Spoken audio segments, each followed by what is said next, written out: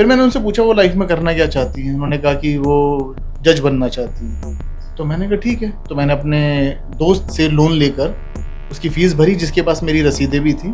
तो लड़ाई हुई रात भर। सुबह बोली मुझे घर जाना है। मैं उनको घर छोड़कर आया और उनका एक मैसेज आया। उस टाइम बटन वाले फ़ोन थे, मैं कभी वापस नहीं आऊँगी। तो कई बार मेरे पे दबाव डाला गया कि इस घर को बेचो या इस घर को मेरे नाम करो। उन्होंने अपने मुंह से एक बार मुझे पूछा था आपको क्या चाहिए। मैंने कहा मुझे कुछ नहीं चाहिए, हमारा एक छोटा घर है, आप अगर कुछ एक्स्ट्रा भी देंगे तो मैं अपना सामान मुझे बेचना पड़ेगा। उन्होंने मनाने की कोशिश करी, बिना किसी को बताए उन्होंने वुमेन सेल में केस डाल दिया और उनसे 8 लाख रुपए लेके उन्होंने सेटलमेंट किया। ये सब चीज, और उन्होंने एक अपने सीनियर वकील पे भी हैरेसमेंट का केस डाला था, जिससे उन्होंने पैसे भी लिए। तो उनका एक मैसेज था जिसमें उन्होंने साफ लिखा हुआ कि तू ना मर दे। मेरे पे 15,000 रुपए मेंटेनेंस मिला, जो मेरे लिए बहुत ज्यादा बड़ी रकम थी। उसकी इनकम 5,000 रुपए महीना है, बट खर्चा उसका 1 लाख रुपए महीना है। घर बैठे कमाए 1500 रुपए प्रतिदिन, वो भी विदाउट इन्वेस्टमेंट। बस डाउनलोड करें बैंक साथी ऐप, फ्री ट्रेनिंग लेकर कमाना शुरू करें। बैंक साथी से जुड़कर 15 लाख लोगों के सपने हुए पूरे। अब बारी है आपकी। नमस्कार, मैं यशिका वर्मा और आप देख रहे हैं झलको दिल्ली। तो आज हम मौजूद हैं साउदर इक्वलिटी फॉर मेन में, जहां पे एक प्रताड़ित पति हमारे साथ हैं यहाँ पे। तो उनकी कहानी हम यहाँ पे उनसे जुड़ के जानेंगे। तो एक बार हम उनसे जुड़ते हैं और जानते हैं कि उनके साथ ऐसा क्या हुआ था। मैम, मेरा नाम विशाल है और मेरी जो शादी हुई थी 2012 में हुई थी, और जिस लड़की से मेरी उस टाइम शादी हुई थी वो एडवोकेट थी। तो हमारा जो रिश्ता हुआ था वो एक मंदिर के थ्रू हुआ था, मतलब मंदिर में हमारा नाम लिखवाया गया था। तो उनके फादर ने लिस्ट ली और मेरे फादर को कॉल किया था। ऐसे बहुत सारे, मेरे फादर के पास भी एक लिस्ट आई थी तो उनको भी कॉल किया था। तो इनसे हमारी थोड़ी बात बनी, क्योंकि हमारे घर के पास भी रहते थे। हम मिले और हमारी शादी तय हुई। 17 दिसंबर 2011 को रोका हुआ और 15 जनवरी 2012 को हमारी शादी हुई। ये 1 महीने के दौरान सब कुछ हुआ। शादी के महीने 1.5 महीने बाद ही थोड़ा बहुत आभास हो जाता है। तो मुझे आभास होने लगा था कि शी वॉज नॉट हैप्पी शादी से। तो कई बार मैं कारण पूछता था तो उस टाइम वो कोई भी एक कारण बता देती थी। जो मेन कारण बताती थी कि ये कि वो उसकी बहन बड़ी दुखी है, उसका जीजा अच्छा इंसान नहीं है, उसका भाई उसके माँ बाप का ख्याल नहीं करते। तो मैंने उसको बड़ी वो दी, हिम्मत दी कि कोई बात नहीं, हम हैं ना, हम देखेंगे, कोई अगर नहीं करता उनको नहीं बदल सकते। और उसकी बहुत सारी ना डिमांड जैसे हमेशा रहती थी। फॉर एग्जांपल जो सबसे बड़ी उसकी डिमांड थी, वो हमेशा हर बात पे गोल्ड मांगती थी। और उस टाइम मैं जॉब करता था। तो एक क्या जॉब करते थे आप? मैं एडमिनिस्ट्रेशन में था। विसाज मीडिया कंपनी थी और मैं उनका एडमिनिस्ट्रेशन देखता था, जैसे फाइलिंग ये सब मैं देखता था, पूरा ऑफिस। तो जो मेरी सैलरी थी उस टाइम वो करीब 17-18 हज़ार थी। तो एक 17-18 हज़ार जब मैं एक सैलरी पे मेरे को पैसा मिल रहा है, तो मेरे लिए पॉसिबल नहीं था कि हर किसी ओकेशन पे हर 2-3 महीने में गोल्ड देता रहूँ। फिर मैंने उनसे पूछा वो लाइफ में करना क्या चाहती हैं। उन्होंने कहा कि वो जज बनना चाहती हैं। तो मैंने कहा ठीक है। तो मैंने अपने दोस्त से लोन लेकर उसकी फ़ीस भरी, जिसके पास मेरी रसीदें भी थी। मामला चलता रहा, मेरी जॉब भी छूटी और फिर मैंने इंटरव्यू दिए, मेरी दूसरी जॉब भी लगी।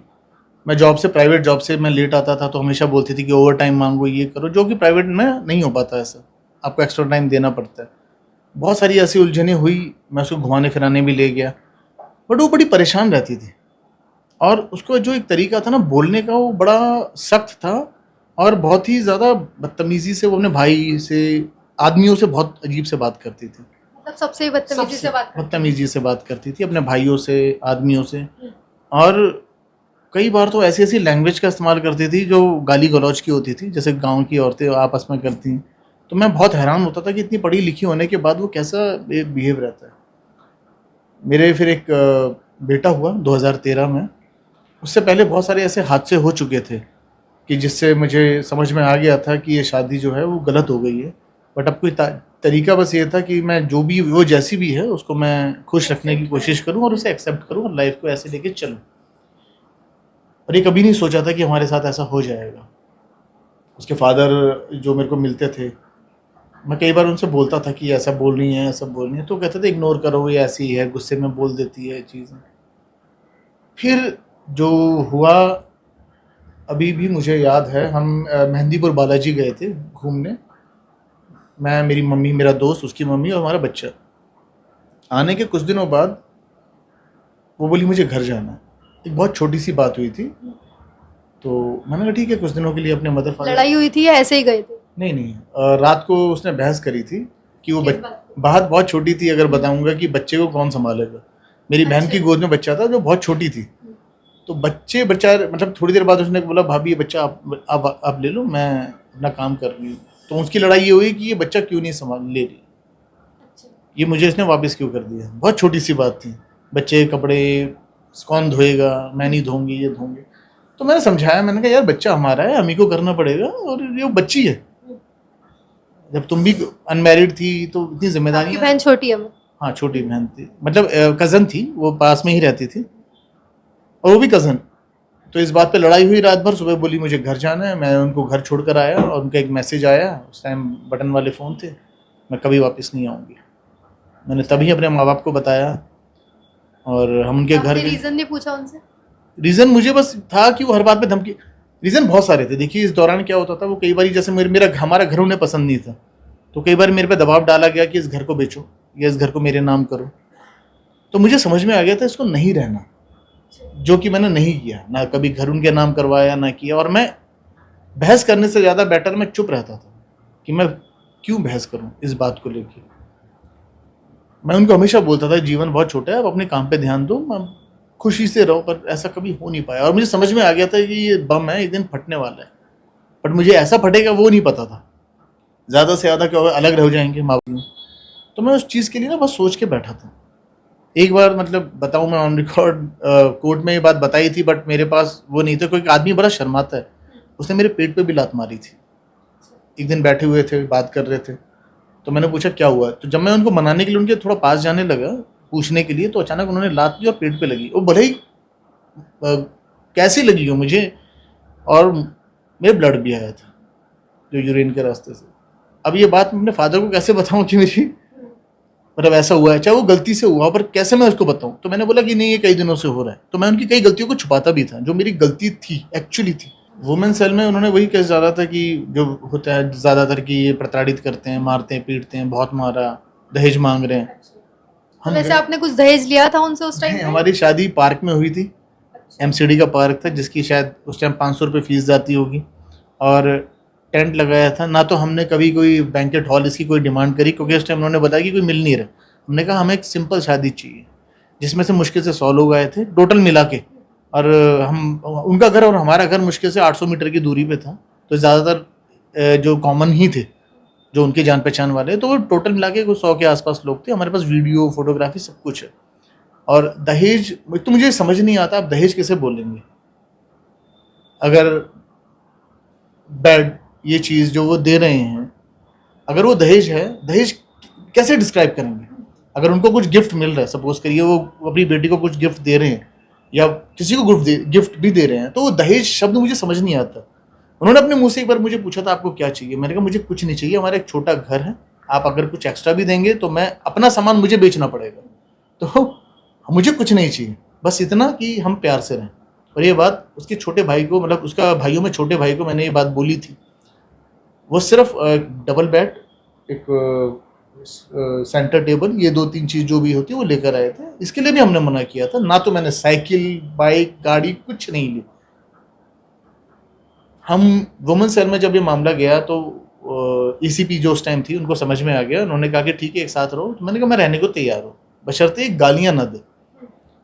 ये तय हुआ कि ठीक है वो कुछ नहीं कहेंगे, हम कुछ नहीं। मैं घर पे ले आया। वो 1 महीने तक उनका था कि कुछ जो भी गोल्ड था, इवन वो मेरी मम्मी तक का गोल्ड ले गई जो उनको नहीं चढ़ाया था, कि मुझे अच्छा लग रहा है अभी आपको देती हूँ। मेरी मम्मी लेना वापस भूल गई थी। तो पूरा का पूरा वो शायद शिफ्ट करती रही अपनी सिस्टर के। 1 महीने इसलिए आई थी लग रहा है महीने वापस। इसीलिए आई थी। मुझे आज भी याद है उस दिन बहुत बारिश हुई थी, बहुत तेज़ बारिश थी, तूफान आया था। तो वो सरोजनी नगर गई थी बोल के, मैंने उन्हें फ़ोन किया तो उन्होंने वापस आके एक शब्द बोला था कि तुम्हारा कोई हक नहीं है जो मैं तुम्हें जवाब दूँ। मैंने ठीक है, मेरा बेटा हुआ था उससे पहले। मैंने कहा यार 6 महीने का ये बच्चा है, इसको लेके तुम आंधी तूफान में बाहर घूम रही हो, मुझे चिंता होती है। तो वो इस बात पे झगड़ा हुआ, उन्होंने पुलिस बुलाई, हम पुलिस स्टेशन गए, और उन्होंने जो भी साठगांठ करी, मुझे एक रात लॉकअप में भी बंद करवाया। उस दिन मैं टूट गया।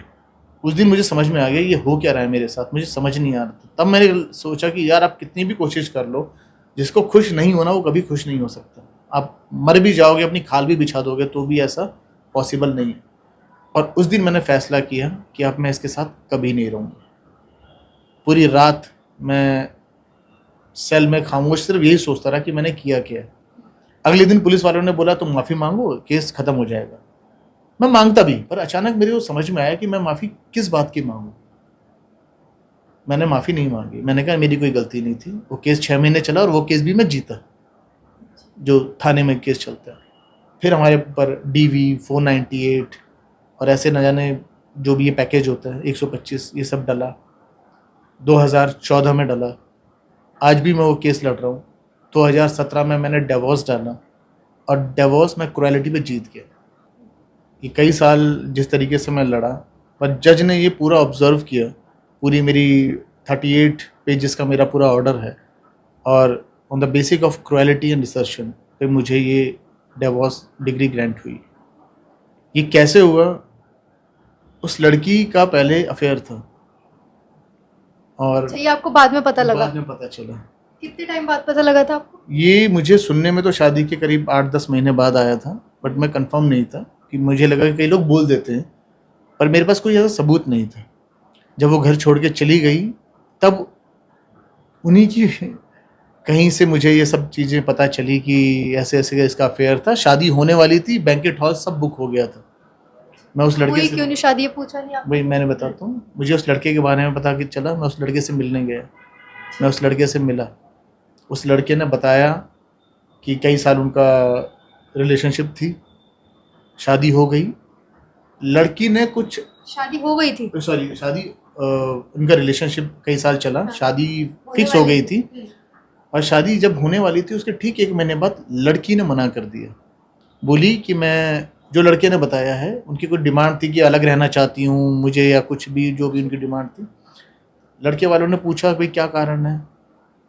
उन्होंने मनाने की कोशिश करी, बिना किसी को बताए उन्होंने वुमेन सेल में केस डाल दिया। वुमेन सेल जो ITO में है, महिला आयोग में। अब वो बेचारे लड़े, अच्छा, पहले उन पे करा, पहले फिर उन पे उसके बाद किया आप पे। और उनसे 8 लाख रुपए लेके उन्होंने सेटलमेंट किया। वो फाइल जब मुझे पता चला, मैंने RTI के थ्रू वो फाइल निकलवाई। और जब मैंने फाइल निकलवाई तो मैंने देखा स्क्रिप्ट बिल्कुल सेम है, सिर्फ नाम बदले हुए।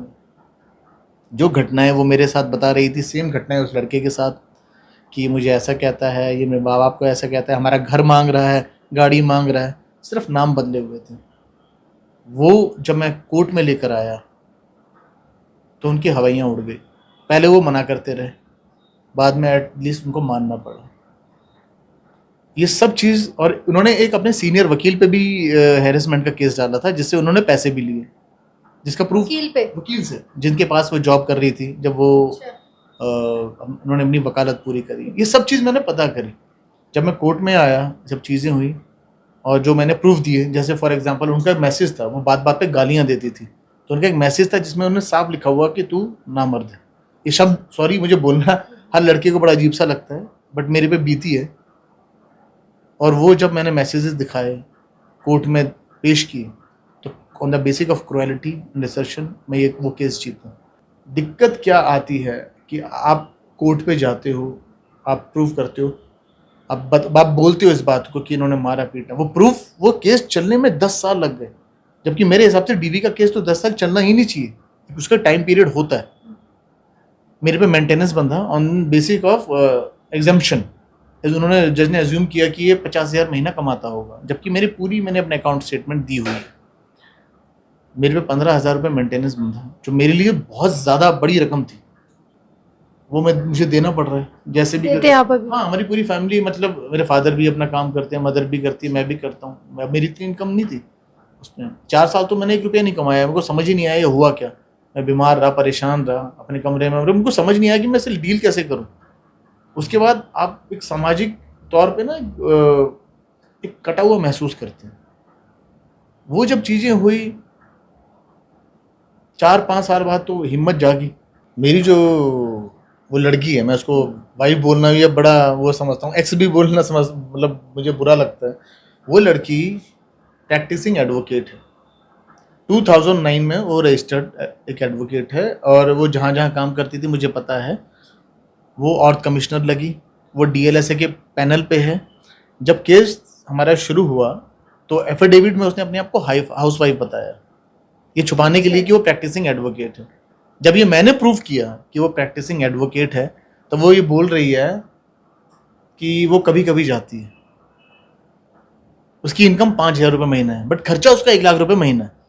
तो कहाँ से खर्चा करती है? मैं 15,000 रुपये महीना दे रहा तो हूँ। आपने क्वेश्चन नहीं करा? किया मैंने क्वेश्चन, बट वही जैसे बात हुई है ना कि एक लड़की जो एक फुल्ली स्किल्ड डिग्री हासिल करे हुए है, एडवोकेट है, उसको मेंटेनेंस नहीं मिलना चाहिए। ये हमारा सुप्रीम कोर्ट ने भी ये बोली है बात। बट अब लॉ में जाओ तो लॉ बोलता है कि जो पत्नी है वो पूरी जिम्मेदारी हस्बैंड की है।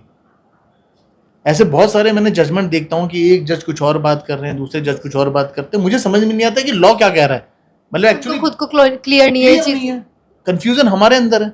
अगर हम एक ऑर्डर लेकर आते हो तो दूसरा वो ऑर्डर लेके आते हैं। ये कंफ्यूजन इतनी ज्यादा क्रिएट करी हुई है, समझ में नहीं आता। बट अगर आप डिग्री, क्वालिफिकेशन, इन सब की बात करें तो she was practising advocate, she is practising advocate. अभी भी वो साकेत में प्रैक्टिस करती है। वो और कमिश्नर लगी, वो डीएलएसए के पैनल पे भी है, वो प्राइवेट केसेस भी कर रही है। मेरे पास रिकॉर्ड है 2010 में, शादी से पहले उसने एक केस लड़ा था उसकी, और ये मैं नहीं बोल रहा हूँ, ये उसकी स्टेटमेंट बोल रही है। उसने उस केस के उस टाइम पे 75,000 रुपीज लिए थे, जबकि जो मेरी सैलरी थी वो 8,000 रुपये महीना थी। कितना बड़ा डिफरेंस है। अब एक्सपीरियंस की बात करें तो आज कहती है वो 5,000 रुपये महीना कमा रही है। और जब मैं फ्रीलांसर थिएटर आर्टिस्ट हूँ, जब मैंने कहा कि मैं 12,000 रुपये महीना ऑन एन एवरेज साल का मैं कर रहा हूँ, और ये मैं नहीं बोल रहा, मेरे रिकॉर्ड्स बोल रहे हैं, मेरे अकाउंट्स के स्टेटमेंट बोल रही है, मेरा जो मैं रिटर्न फाइल करता हूँ वो बोल रहा है, तो कोर्ट कहता है कि इतना कम कोई कैसे कमा सकता है एज अ फ्रीलांसर भी। जब मैं फ्रीलांसर होकर अगर कोर्ट को ये कम लग रहा है तो 5,000 रुपये उसको कम क्यों नहीं लग रहे? ये इतनी सारी मतलब कॉन्ट्रोडिक्टरी है जो हमें कोर्ट में जब हम जाते हैं हमको समझ नहीं आता ये हो क्या रहा है। मतलब ऐसा लगता है कि पूरा सिस्टम सिर्फ इस बात पे लगा हुआ है कि ये बेचारी है, इसी को ही हमेशा लड़की को बेचारी दिखा दिया जाता है। बेचारा ऐसे ऐसे केस है हमारे पास, ऐसे ऐसी चीजें हमारे पास कि लड़की सिर्फ एक दिन के लिए आई है और उनका पूरा मोटिव है कि उनका मोटिव क्या है कि आना और इसकी प्रॉपर्टी में चले जाना और केस डालना, और ये परेशान होंगे, सेटलमेंट होगा, कोई 20 लाख, कोई 30 लाख, कोई 1 करोड़। तो अगर आपके साथ भी कुछ ऐसा हो रहा है तो हमें कमेंट बॉक्स में जरूर बताइए, और देखते रहिए झलको दिल्ली में। आपके साथ यशिका, सहयोगी प्रथा।